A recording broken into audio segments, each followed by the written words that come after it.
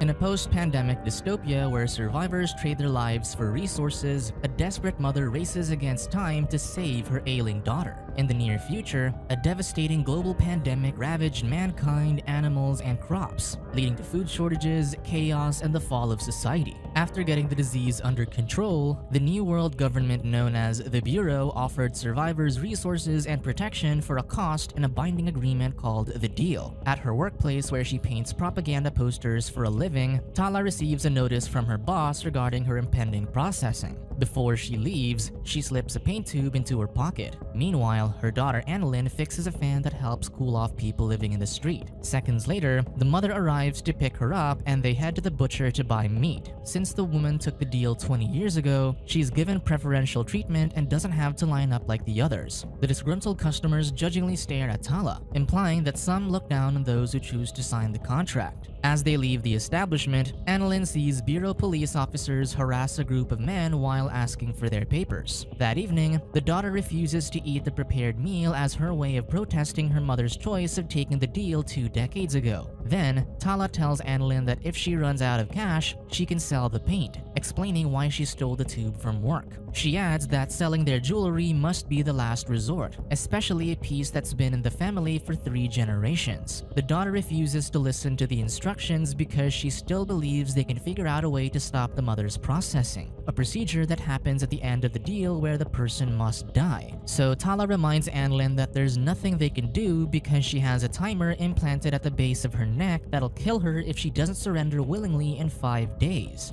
Furious, the daughter sarcastically says she hopes the mother thinks her decision was worth it, then storms out of the apartment. She heads to an underground club to dance away her problems and inhale intoxicating fumes from a substance in a plastic bag. When the electricity goes out, she quickly checks the fuse box and fixes the power. Kabira commends her skills, so she explains that she took 2 years of electrical engineering school. The woman says she never went to school, so she had to work at the morgue, a job she admits isn't glamorous but gives her access to things most people don't have. As Annalyn passes by, Kabira tries to check the back of her neck for an implant scar, but there isn't one. The woman asks why she bothered with engineering school if she didn't take the deal, so she says she'll use the knowledge to find a way out of the city. Annalyn believes the Railroad, a secret rebel group with access in and out of the city, might recruit her, just like they did her father before she was born. Kabira scoffs and says a magical place where people figured out a way to turn off timers doesn't exist. As the woman leaves, Annalyn sees that she knows her boyfriend Jen. Later at the rooftop, the man steadies his girlfriend when she feels dizzy. Then, she mentions that Kabira thinks the railroad's a lie, so he appeases the woman by saying that the city might not be perfect, but at least they're safe from the harsh conditions beyond the wall. He realizes she's feeling sad about her mother's processing, so he promises he'll be by her side after it happens, and they share a kiss. When Annalyn returns home, Tala admonishes her for hanging out with troublemakers. The daughter counters that the man she chose wasn't any better than Jin, and the look on her mother's face immediately makes her feel remorseful. Suddenly, she feels a sharp pain in her torso, so the worried Tala says they'll see the doctor tomorrow. The next day, they see expensive vehicles on their way to the Enclave, a section of the city where upper-income residents live.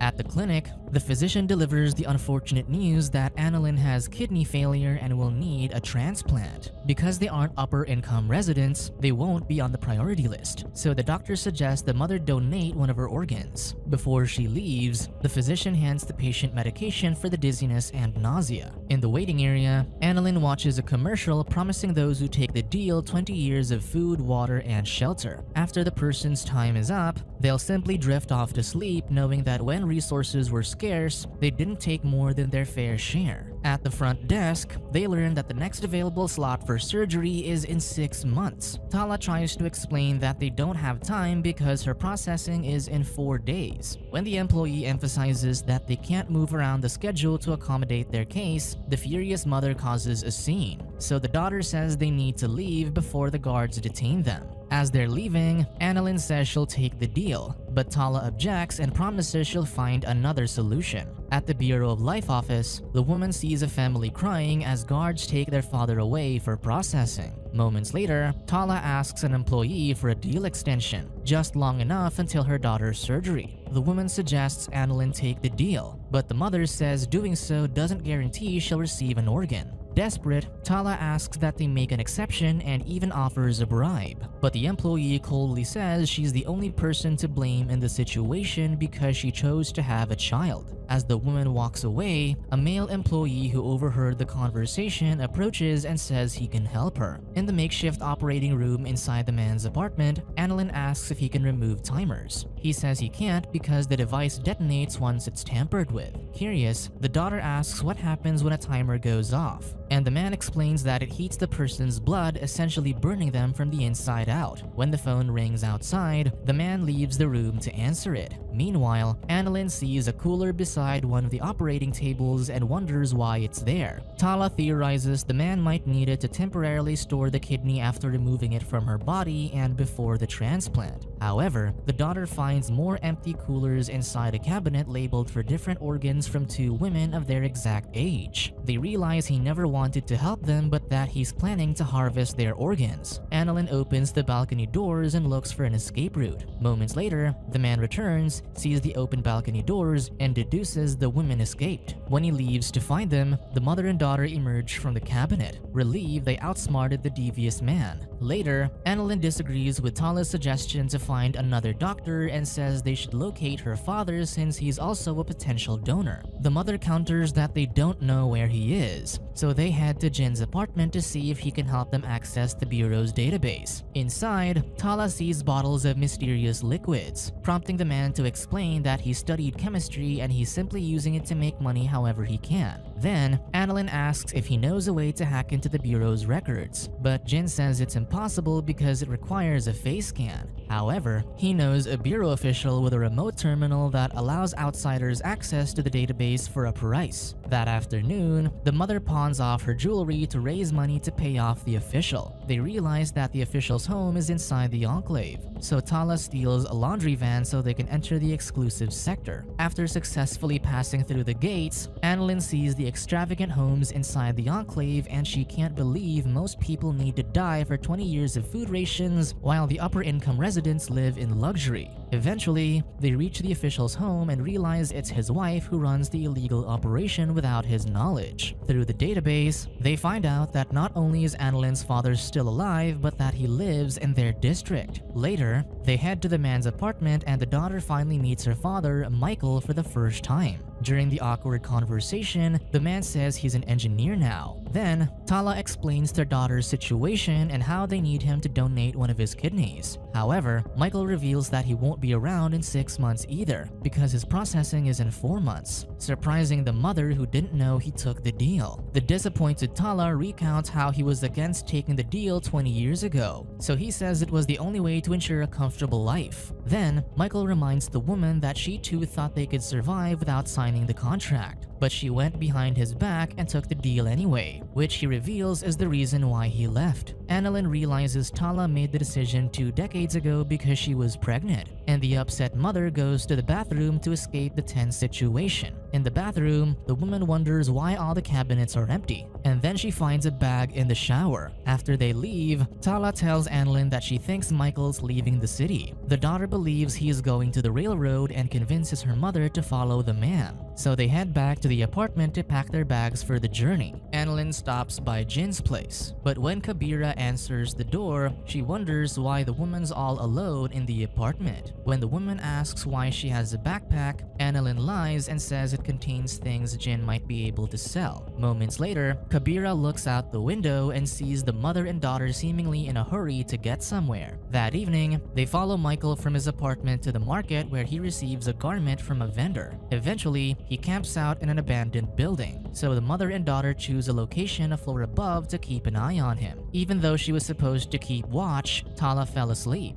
and when she wakes up, sees that Michael's no longer there. However, the man's standing behind them and says they need to stop following him because it's unsafe. So the mother threatens to call the police if he doesn't tell them where he's going. Eventually, Michael reveals that he's headed to a place that's out of the Bureau's reach. He says one of the commune's engineers died, so they recruited him. When Annalyn and Tala insist on coming, he says they'll only let him in, but the mother's willing to risk it, especially after she learns that their doctors know how to remove timers. Suddenly, scavengers arrive. So Michael helps the pair evade the dangerous man by distracting them. Later, the daughter throws up and she realizes she left her medication inside a bag while they were escaping. As the man looks at his ailing daughter, he sadly reiterates that even though he can promise to get them there, he can't assure them that they'll get in. In an industrial complex by the wall, Michael says blending in with the workers is the only way to the tunnel that leads outside the city. Then, he wears the coveralls the vendor gave him and promises to come back for the pair. Minutes later, he returns with coveralls and helmets for them to wear.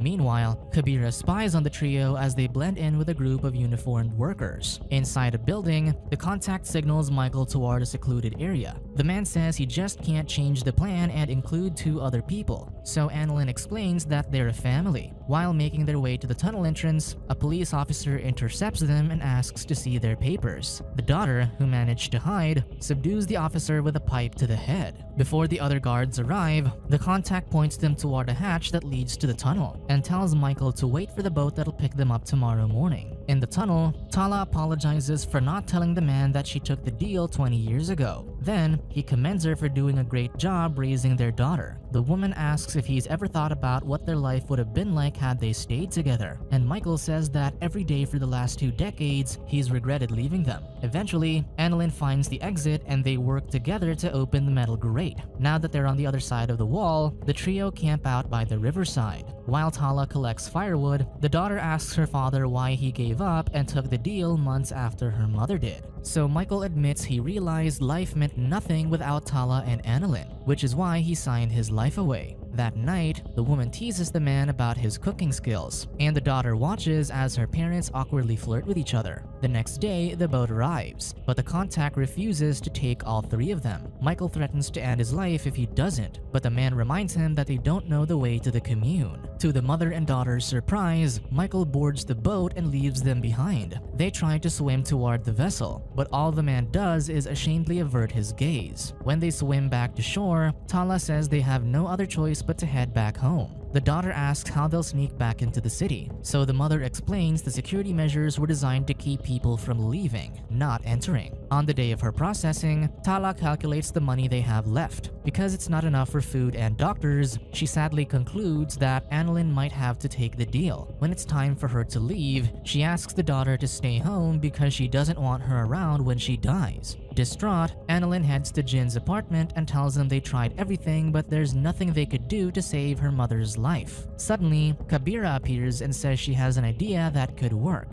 but Jin thinks it's still too early to implement it. Despite his warnings, the defiant daughter says she'll do whatever it is as long as there's a chance it'll save her mother. Meanwhile, Tala enters a sterile room where a worker tells her to change into a hospital gown. Seconds later, a recorded message reverberates in the room, thanking the woman for her noble sacrifice to ensure the planet's limited resources sustain the continuation of mankind. Concurrently, Annalyn runs to the Bureau of Life office, urgently asking that they accommodate her request. In the room, a man walks in with a device, attaches the nodes on Tala's body, and says she'll feel a small shock. The woman braces for her inevitable death, but to her surprise, the man says she can go because he's done resetting her timer. Confused, Tala asks why she received another 20 years, so he explains that someone traded their life for hers. When she learns that Annalyn signed away her life to save hers, she runs out of the room and screams out her daughter's name. Meanwhile, in another room, Annalyn ingests the blue liquid the worker hands her and says she's ready to die. Eventually, Tala finds her daughter's lifeless body and she cries helplessly until the guards appear. One man knocks her out to subdue her,